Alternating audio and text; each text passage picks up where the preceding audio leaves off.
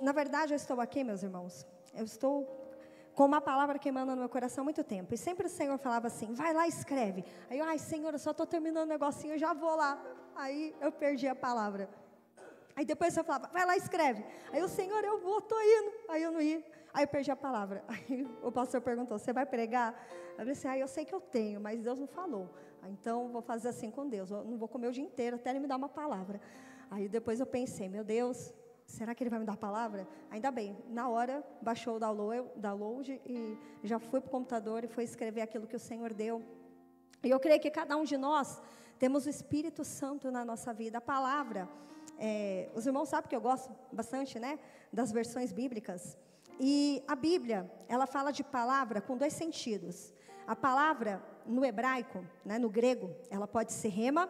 E a mesma palavra no grego, ela pode ser logos. A gente já estudou muito logos aqui.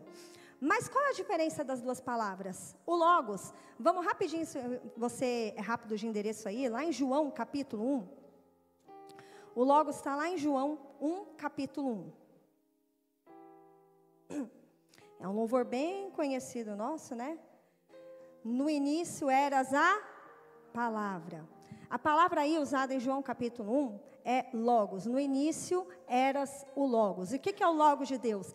É a palavra proferida, a qual toda a terra usufrui daquilo que Deus diz. Entenderam, né? Então o que é o logos? É uma palavra proferida por Deus, que é uma direção para toda a terra. Mas o que é a palavra rema de Deus? Essa eu faço questão de abrirmos todos juntinhos. Vamos lá rapidinho.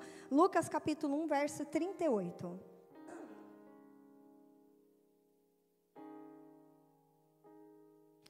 Lucas 1, verso 38. E então, o anjo, né, disse a Maria, eis aqui a serva, então disse Maria ao anjo, eis aqui a serva do Senhor, cumpra-se em mim segundo a sua palavra. E o termo aqui seria rema, cumpra-se em mim segundo a sua rema. E o que é essa palavra rema de Deus para a minha vida e a tua vida? É uma revelação pessoal de Deus que vai mudar a vida das pessoas, mas antes muda primeiro a sua vida. E nada muda mais a vida de Maria do que Jesus. Quando Jesus é revelado na minha vida e na sua vida, isso precisa causar transformação. Se a gente está aqui e a gente ainda não viveu o rema, a transformação, a palavra pessoal de Deus para mim e para a sua vida, então a gente está no lugar certo, porque a gente precisa continuar buscando. Às vezes a gente aqui está desfrutando do logos de Deus. O que é o logos? Haja luz. Todo mundo está desfrutando da luz. O que é o logos de Deus? Haja peixes. Todo mundo gosta de comer um peixinho. O que é o logos de Deus? Faça-se uma disjuntora, e assim o homem casa, tem uma mulher, constitui família.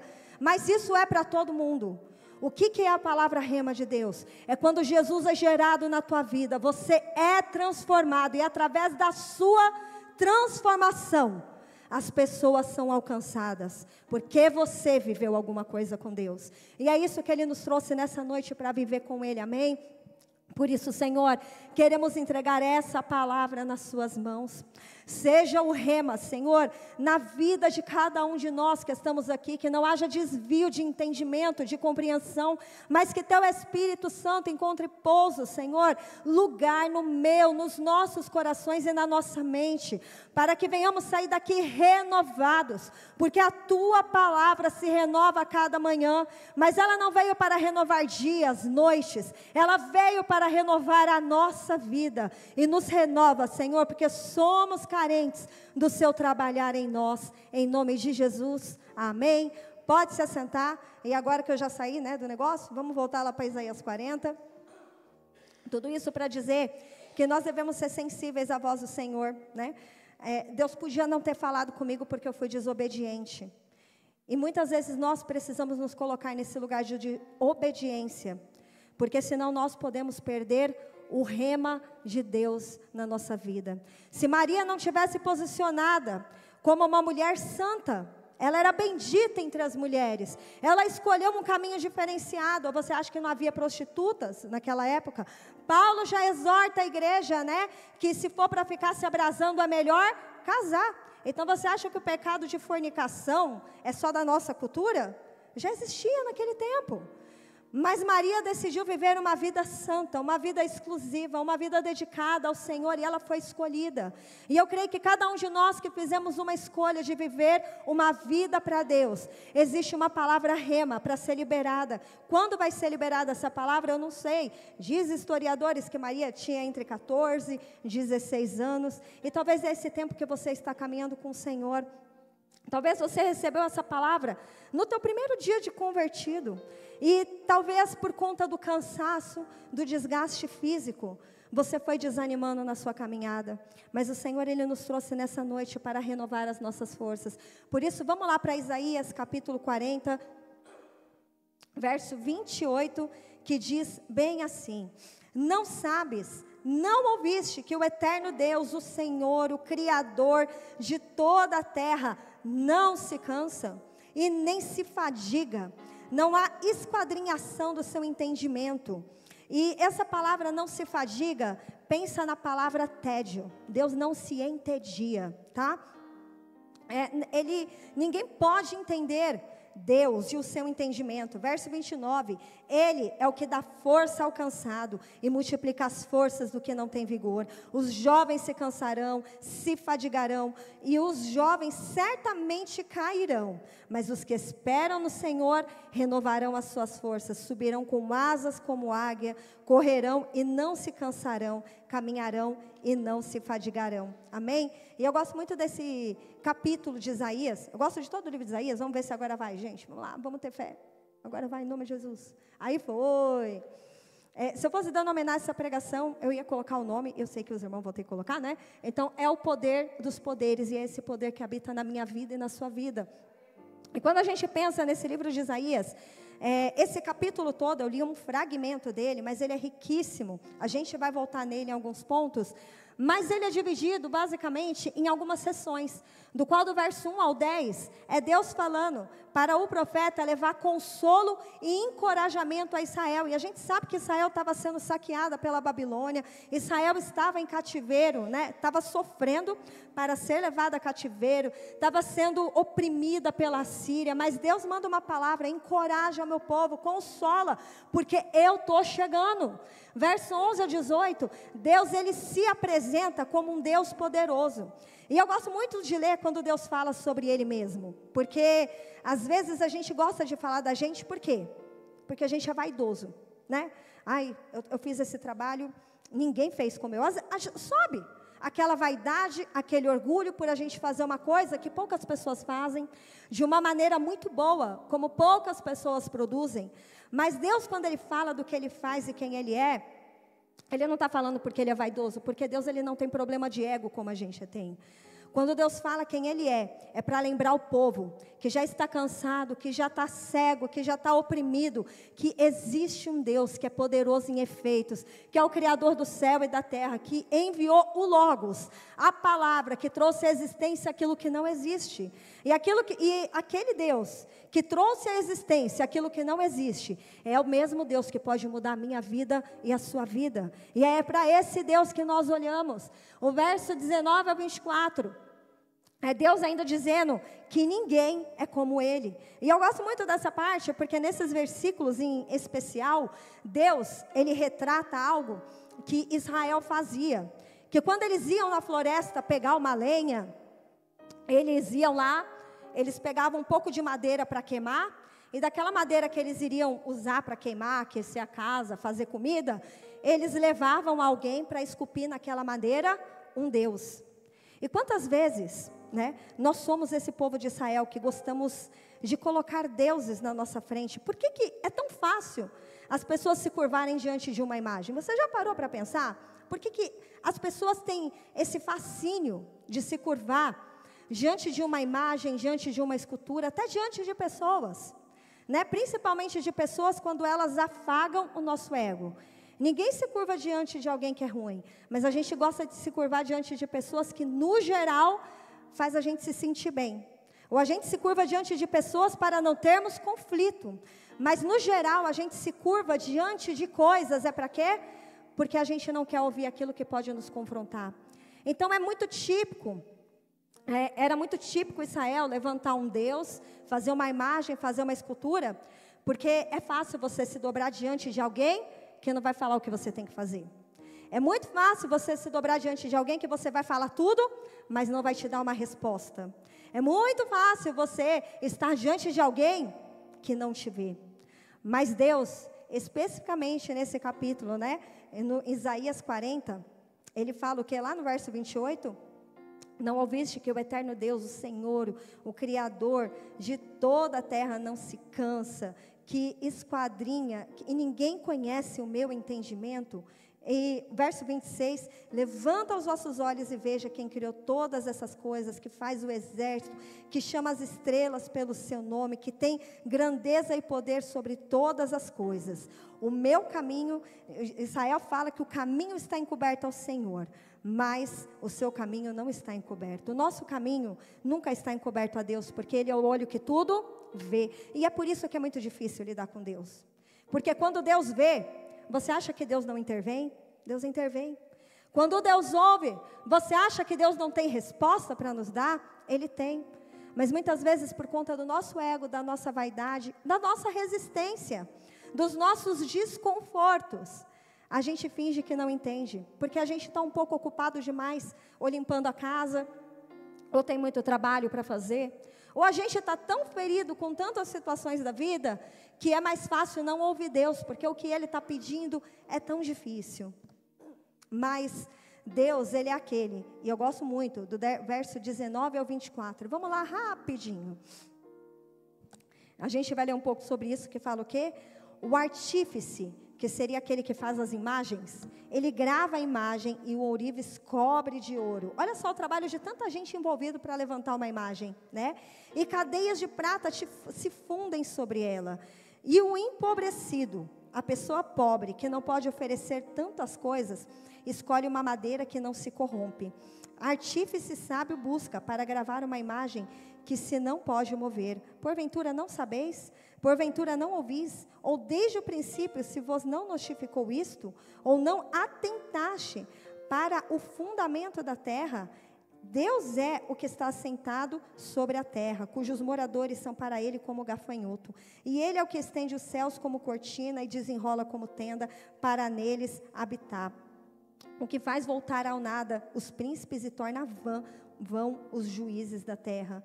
E eu gosto muito desse versículo, porque quando Deus fala que Ele está sentado sobre a terra e nos vê como gafanhotos, apesar da gente ser tão pequeno, é isso que Ele está falando, Ele não está nos desprezando, mas Ele está falando quão pequeno a gente é. Ele ainda tem os olhos dEle sobre a minha vida e sobre a sua vida. Quantas pessoas não nos olham? Quantas pessoas têm um pai e uma mãe que despreza o próprio filho? A gente já leu inúmeras vezes a história de Rebeca e Isaac, que cada um tinha preferência por um filho. Meu amado, isso não está escrito na Bíblia, porque a gente tem que seguir o exemplo. Eu acredito que Deus é tão sábio que Ele colocou ali e fala, não reproduz esse erro, não escolha filhos, não ame mais um e ame outro, não. O que Deus está mostrando ali é, seja diferente, muda a história da sua casa a partir de conhecer essa história. E quando a gente vê que às vezes, quantos pais esquecem dos seus filhos? Quantos maridos abandonam as suas esposas? Quantos filhos, né, são abandonados? Mas Deus, Ele está falando, eu sou aquele que estou assentado sobre a terra, eu sou grande, mas meus olhos continuam sobre a sua vida, ainda que ninguém te olhe, eu sou aquele que estou cuidando de você.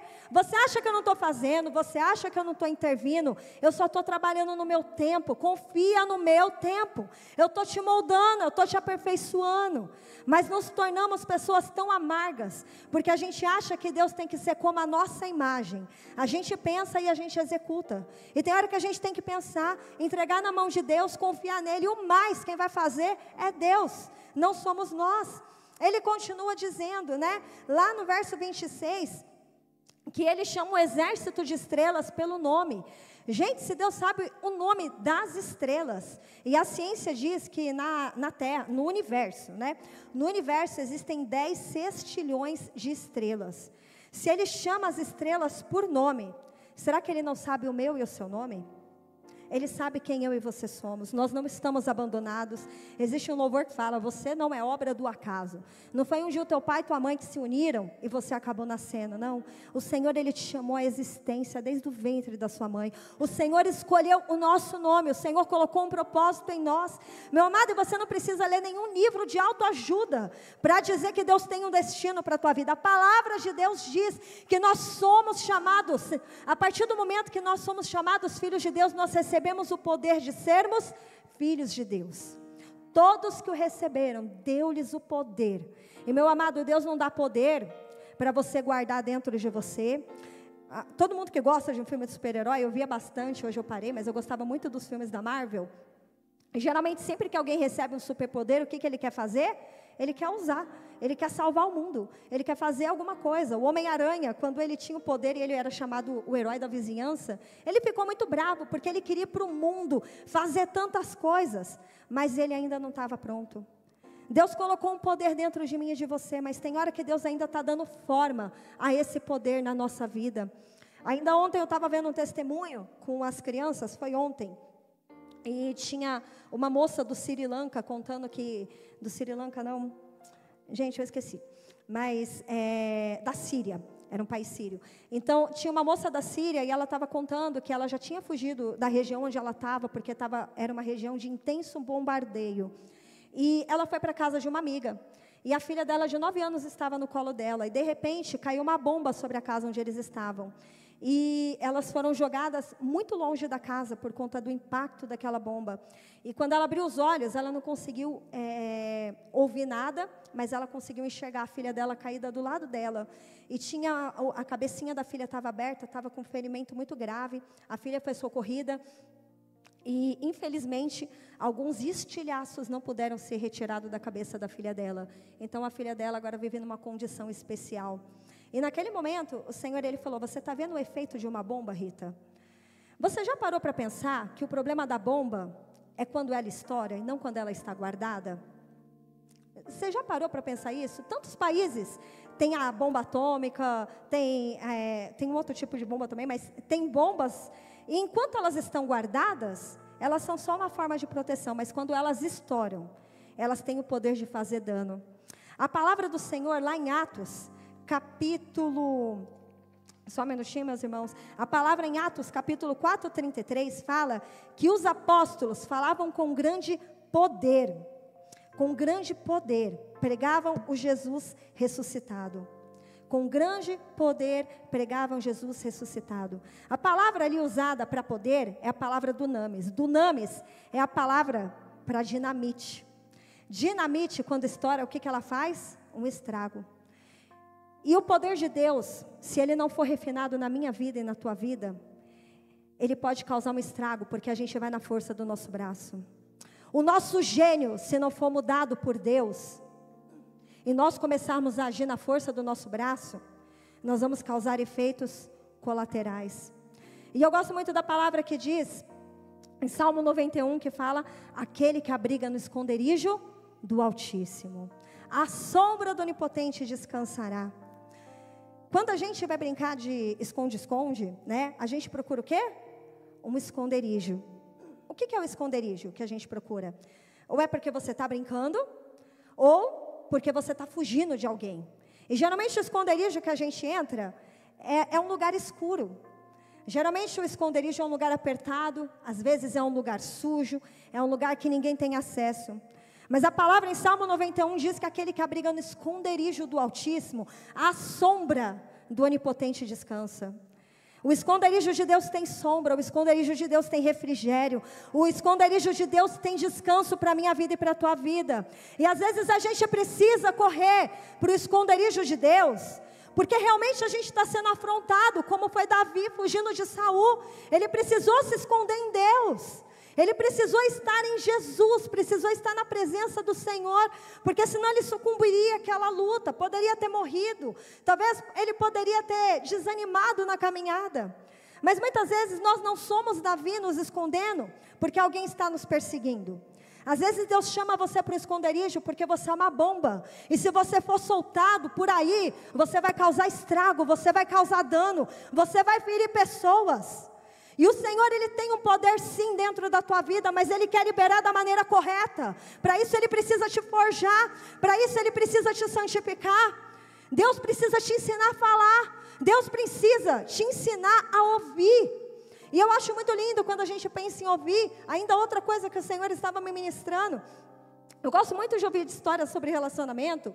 E quantos relacionamentos, eu tenho uma amiga pessoal, que ela era do Brasil, e ela se relacionou, acho que por 1 ano e pouco, com um rapaz da Alemanha. Tudo virtualmente. De repente se conheceram, tudo virtualmente. Se falavam todo dia, cultivaram um relacionamento como amigos. Foi crescendo, foi crescendo. Ele veio para o Brasil, casaram, levaram embora, estão juntos até hoje. Anos, já tem 2 filhos, tudo bem. E o Senhor, Ele mostrou para mim como é importante o relacionamento com Deus, não baseado no que vemos, mas em como nos relacionamos com Deus, pelo que ouvimos. Quantos relacionamentos acabam? Do dia para a noite, o marido está em casa, nunca saiu de casa, mas do dia para a noite ele sai, porque já não tinha mais diálogo. Mas quantos relacionamentos são construídos à distância, porque tem diálogo? Eu quero dizer que você não precisa ver Deus com os seus olhos, mas você precisa ver Deus com os seus ouvidos. Você precisa construir uma relação com Deus através da oração.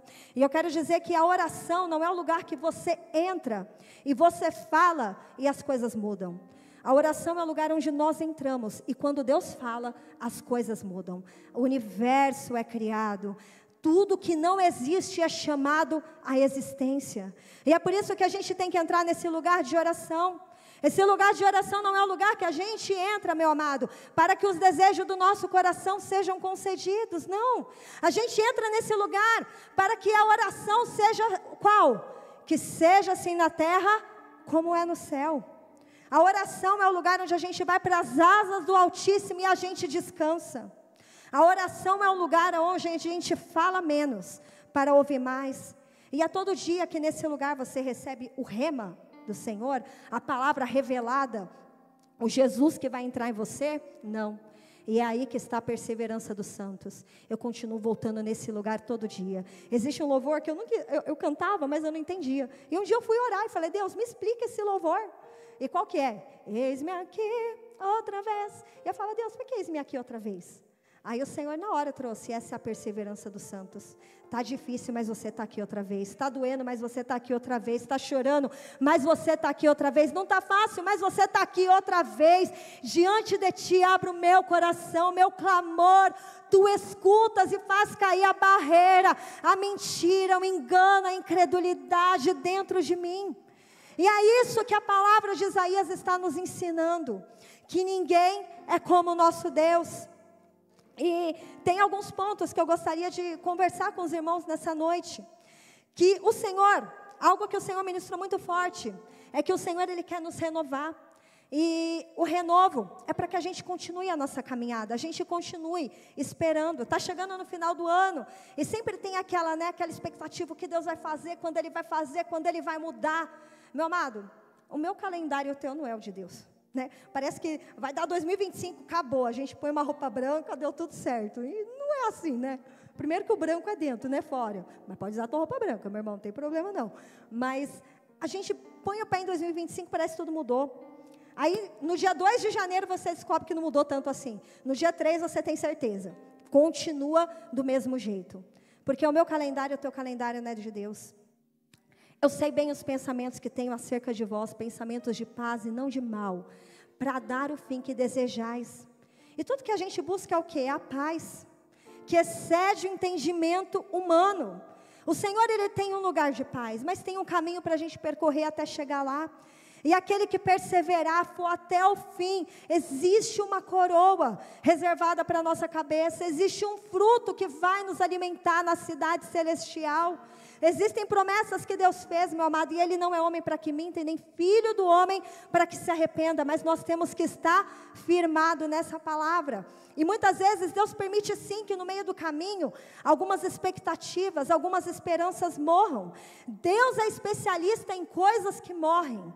Até porque o nosso Jesus, Ele morreu, mas Ele ressuscitou.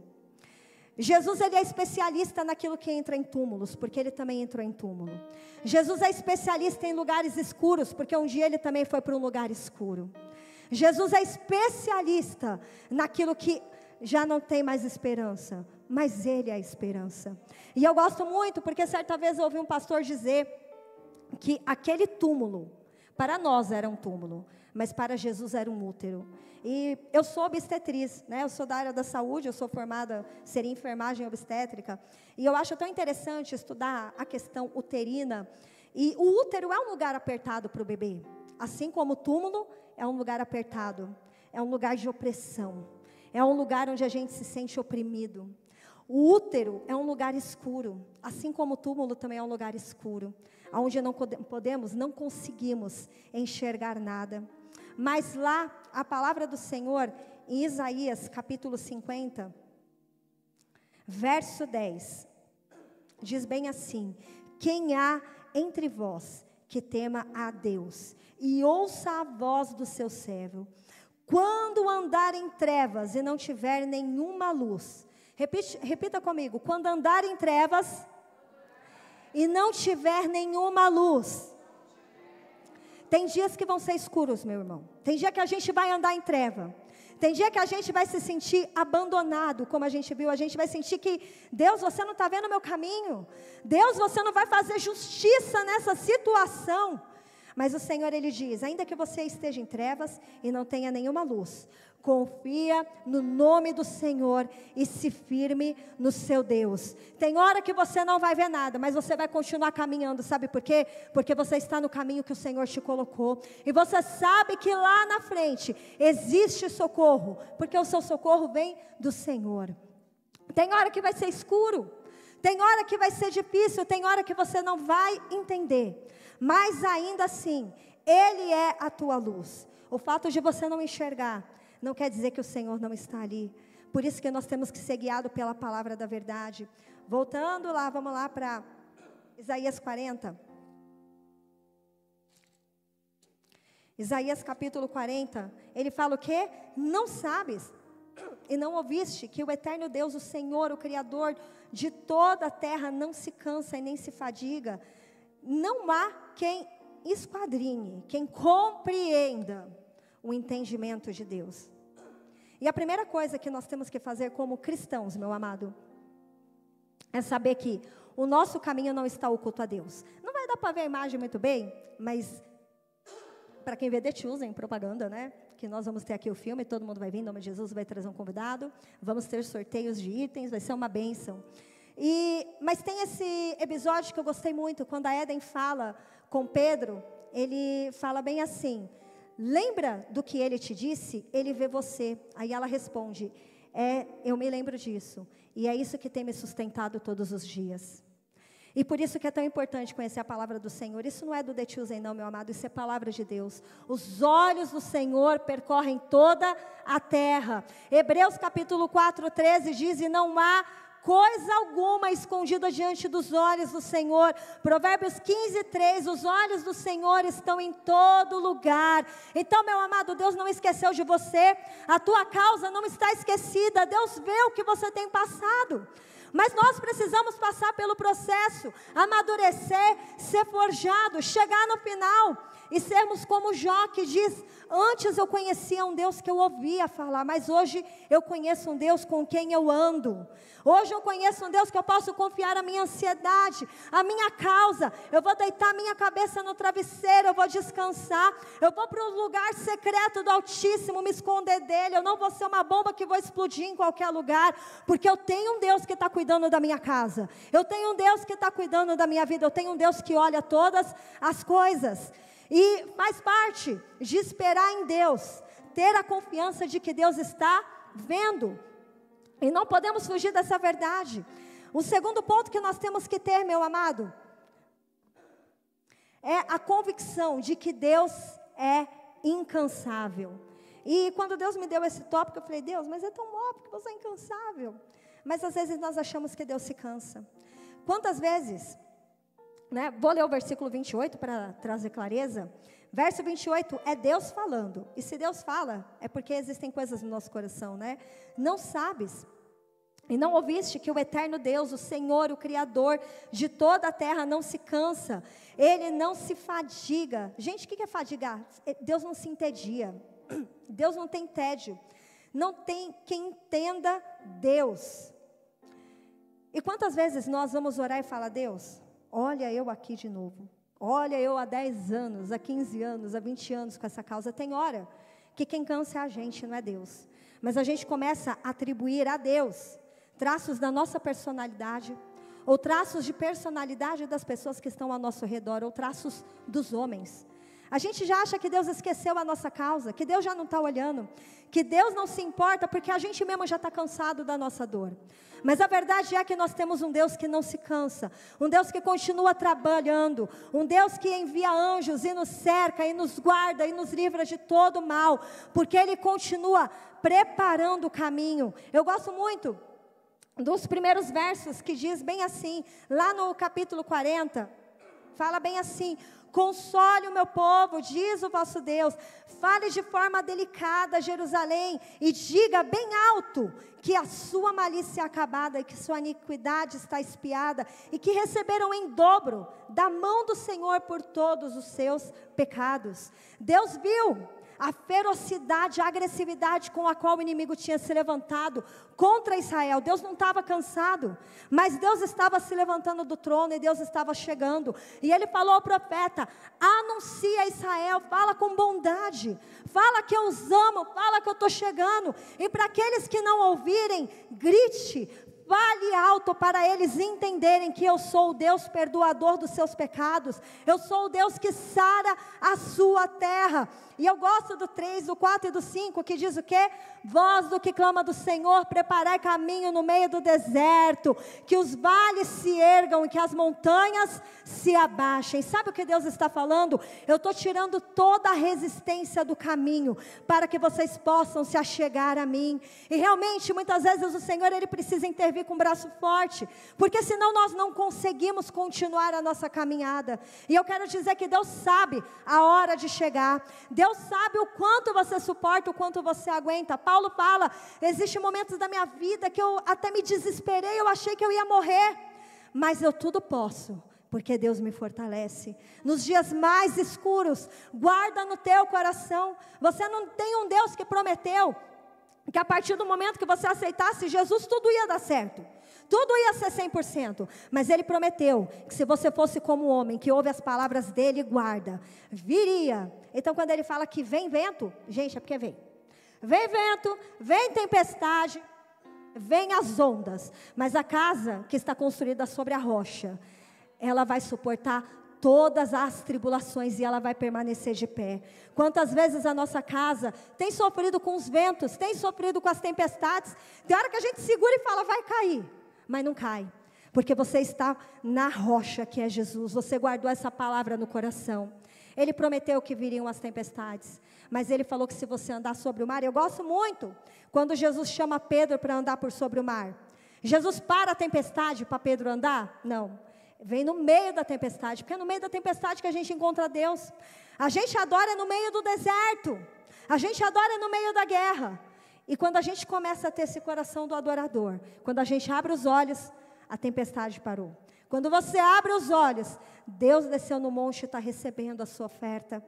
Mas o Senhor nos chamou para ser esse povo forte e ousado, que conhece o poder do nosso Deus. E para finalizar, meu amado, nós temos que ser aqueles que precisamos desse refrigério, desse vigor, entender que nós temos um Deus que não se cansa, um Deus que olha os nossos caminhos, que entende as nossas dificuldades, que está vindo ao nosso encontro.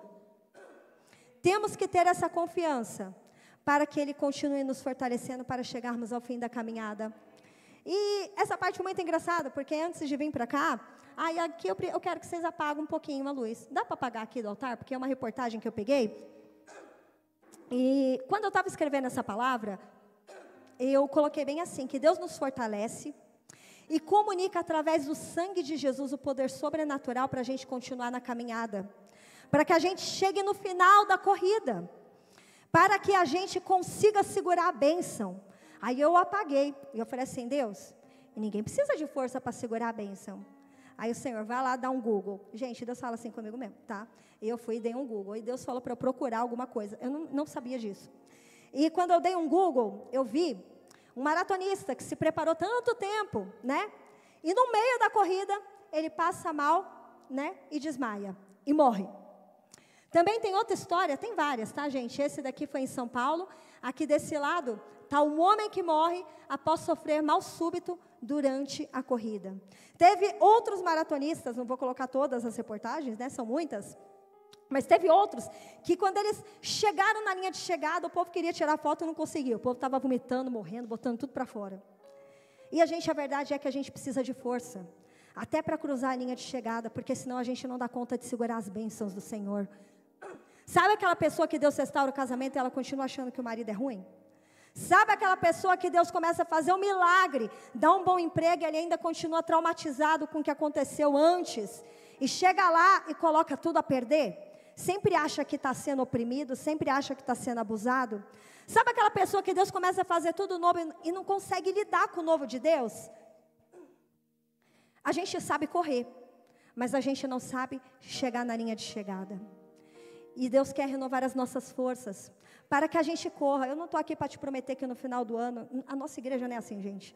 Não posso prometer para você que no final do ano tudo vai dar certo, mas eu posso prometer que aquele que prometeu, começou a boa obra na sua vida, ele é justo, fiel para aperfeiçoar. É só você continuar caminhando. E ele nos trouxe nessa noite para renovar as nossas forças.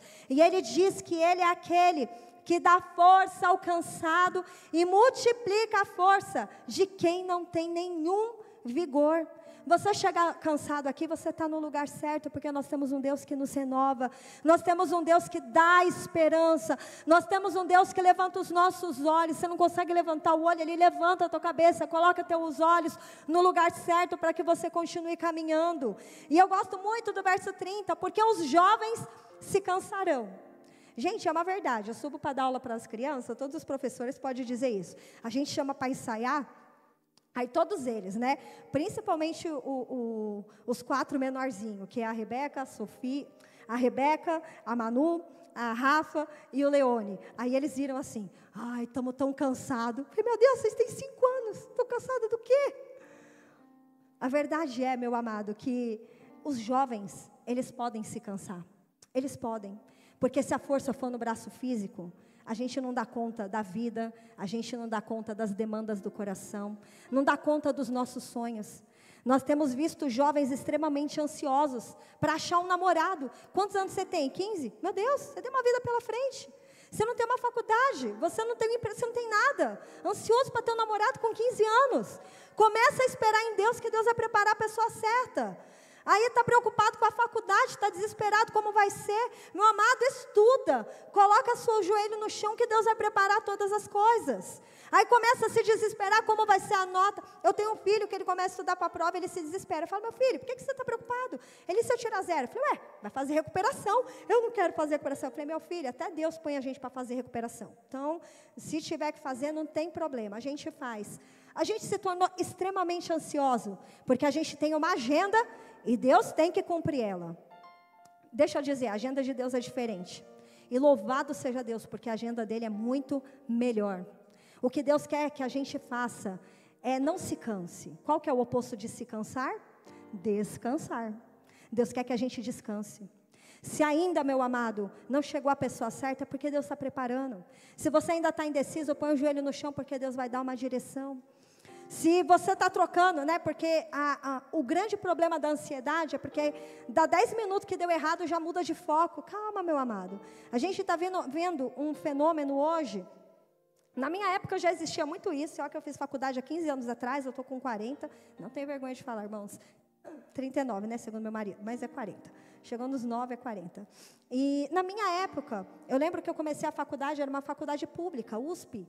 A gente entrou na faculdade, tinha 40 alunos, uma nota de corte alta para todo mundo, e eu falei assim, nossa, o povo vai continuar. Que nada, gente, foi 5 anos de faculdade, de 40 alunos, eu acho que se foi 20 que terminou, 15 foram muitos, porque a gente ainda juntou com outras turmas para dar finalização no curso. E as pessoas têm desistido no meio do caminho porque ficam difícil, vai ficar mesmo. Eu quero dizer que você escolheu o caminho mais difícil. Gente, a gente tem que ter muita coragem para seguir Jesus. Porque Jesus pede aquilo que nenhuma religião pede. Ele pede para a gente negar nós mesmos, pegar a nossa cruz e seguir após Ele. Mas Ele também promete para trocarmos o nosso fardo, o nosso jugo, porque o dele é suave. E o que cansa é nós perdermos a perspectiva de que algo vai dar certo. É quando perdemos a esperança. Mas que o Senhor renove o nosso olhar nele. Que a gente tenha a fé que Ele está fazendo. No tempo dele, não é no meu, não é no teu. Ele sabe. Você não precisa ficar, Deus, você sabe que é amanhã. Deus sabe que é amanhã. E se não acontecer amanhã, é porque vai ser depois. E se não for depois, é porque depois. Mas eu quero dizer, nós temos um Deus que se Ele prometeu, Ele cumpre. Deus não é menino. A gente tem medo porque a gente lida com meninos. A gente lida com pessoas traiçoeiras. A gente lida com pessoas que marcam compromisso e voltam atrás. A gente lida com pessoas que atrasam. A gente lida com pessoas que não têm comprometimento. Mas deixa eu te falar, Deus é incomparável. Não importa as suas experiências anteriores com ninguém com quem você se relacionou. Deus não se compara com ninguém nessa terra. Deus é Deus, está acima de todas as coisas. E o que Ele disse, se você perseverar no caminho dele, vai acontecer. Eu gosto muito do Salmo 13. Vamos lá rapidinho, gente. Eu sei da hora, mas a palavra do Senhor é muito rica. Salmo 13, versículo 5. Diz bem assim: mas eu confio na sua bondade, na sua salvação meu coração se alegrará, cantarei ao Senhor porque tem me feito bem. Sabe por que é importante orar? Porque sabe como esse salmo começa? Deus, até quando você vai se esquecer de mim? Para sempre? Até quando, Senhor, você vai esconder seu rosto?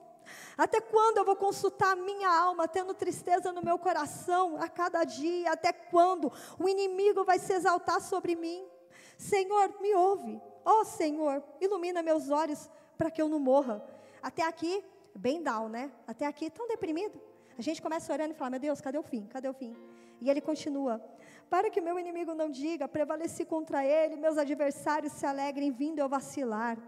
Mas eu confio na sua bondade, na sua salvação, meu coração se alegrará. Cantarei ao Senhor, porque Ele me tem feito bem. O lugar de oração é o lugar onde Deus muda a tua oração, Deus muda teu coração, Deus muda seus sentimentos, Deus dá confiança. O problema é que a gente chora com as pessoas erradas. É bom ter amigos para chorar, mas o teu amigo não muda teu coração. Desabafa com o amigo, mas fala com Deus. Desabafa com as pessoas, mas se conecta com o Espírito Santo, porque aqueles que esperam no Senhor renovarão as suas forças como a das águias, correrão e não se cansarão. E eu gosto muito quando fala de voarão como águia, sabe por quê? A águia, ela voa muito alto, e ela enxerga de uma distância muito grande, para pegar a sua presa. E é isso que o Senhor, Ele quer para nós, Ele quer nos levar para lugares altos, Ele quer nos dar uma visão que ninguém tem. Ele quer restaurar os nossos olhos. Ele quer que a gente corra e não se canse. Tem hora que você vai ter que correr sim, meu amado, mas Ele está prometendo, se você esperar em mim, você vai correr e não vai se cansar. Mas a palavra diz também lá no 40, não vou ler porque eu já fechei, mas a palavra Isaías 40 fala, caminharão e não se cansarão. Gente, você já viu alguém caminhar e se cansar? O povo do Egito, o povo que saiu do Egito. Aquele povo, Deus mandou em algum momento, corre, vai, porque o inimigo está no encalço. Não, só no momento de sair. Depois foi 40 anos andando, caminhando no deserto. Mas eles se cansaram. Sabe por que eles se cansaram de caminhar? Porque eles não estavam firmados na rocha. Eles deixaram a esperança morrer do coração. Não é só correr que cansa. Às vezes a gente está caminhando há tantos anos dentro de uma mesma situação. E quantas vezes eu orei isso? Eu falei, Senhor, são tantos anos, Senhor, se eu vou contar aqui os dias, as horas, os minutos que eu estou esperando tal situação mudar. E o Senhor conhece a minha causa, mas eu sei que o Senhor está olhando. Eu não estou falando para vocês porque eu julgo ter alcançado, porque eu ainda não alcancei, mas eu prossigo para o alvo, lutando pelo prêmio proposto. E eu sei que aquele que prometeu, Ele é fiel para cumprir sobre a minha casa, sobre a sua casa. Mas o que o Senhor, Ele está pedindo, se você tiver que correr, eu vou te fortalecer para o processo. Se você tiver que continuar caminhando, caminha, porque já já você está chegando em Jericó. E às vezes você acha que vai chegar em Jericó e fala, Deus, a muralha é grande. E Deus vai falar assim, só louva. toca a trombeta, rodeia a muralha, porque quem vai fazer cair ao chão sou eu. E que nessa noite nos coloquemos de pé e venhamos ter essa confiança no nosso coração, que nós temos um Deus, meu amado, que Ele nos fortalece para continuar a jornada. Essa palavra não é porque as coisas vão dar certo amanhã, mas essa é uma palavra que, se você continuar, Ele vai fazer acontecer, porque Ele é Deus que muda histórias, muda a vida, muda decretos, muda destinos. Nós confiamos nesse Deus.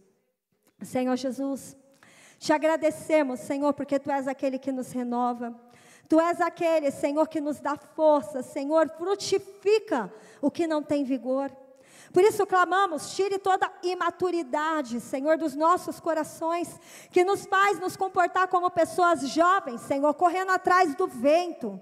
Nos faz comportar, Senhor, com ansiedade, com preocupações que já foram entregues no seu altar. E o Senhor dá conta. Nos dê a convicção de que os seus olhos estão sobre nós, julgando a nossa causa.